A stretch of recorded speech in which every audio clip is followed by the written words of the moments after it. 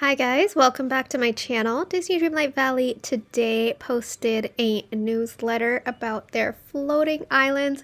So we are going to take a first look through of this article and what it has to say. So let's get right into it. All right, the sky's the limit with floating islands. Hey Valley villagers, while we are sure you're busy discovering every nook and cranny of the Storybook Vale, additional exciting areas are soon to arrive for all Disney Dreamlight Valley players as a part of our December 4 So Delightful update, Floating Islands. Ooh, look at this image. Let's see what this says. Floating islands are a decoration space for you to create. However, they are secluded, so use the wells as fast travel to exit. All right, so it seems like we're gonna have wells in each of these floating islands as like a mandatory item that we can't get rid of.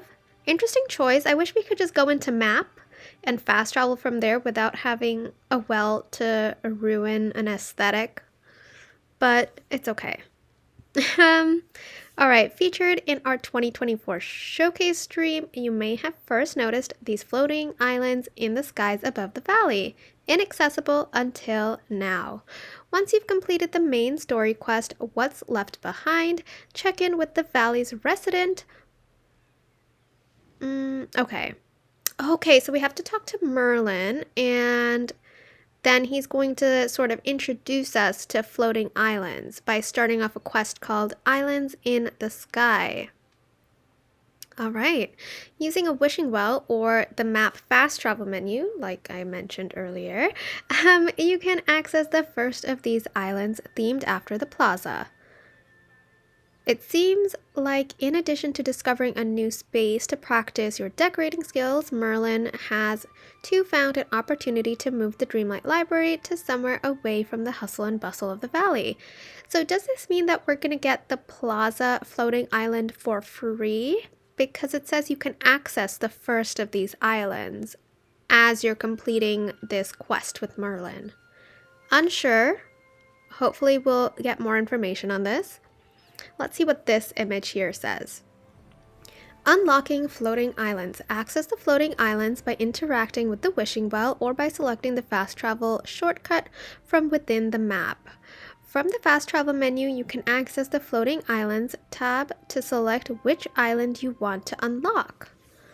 Okay, and here you can see that we have a little peek at the plaza already being unlocked, and I'm assuming these ones will cost Dreamlight, but not the plaza.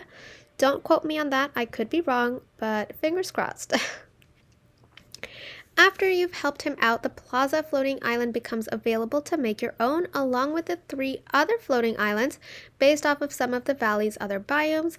Additional floating islands may be added in future updates, so stay tuned.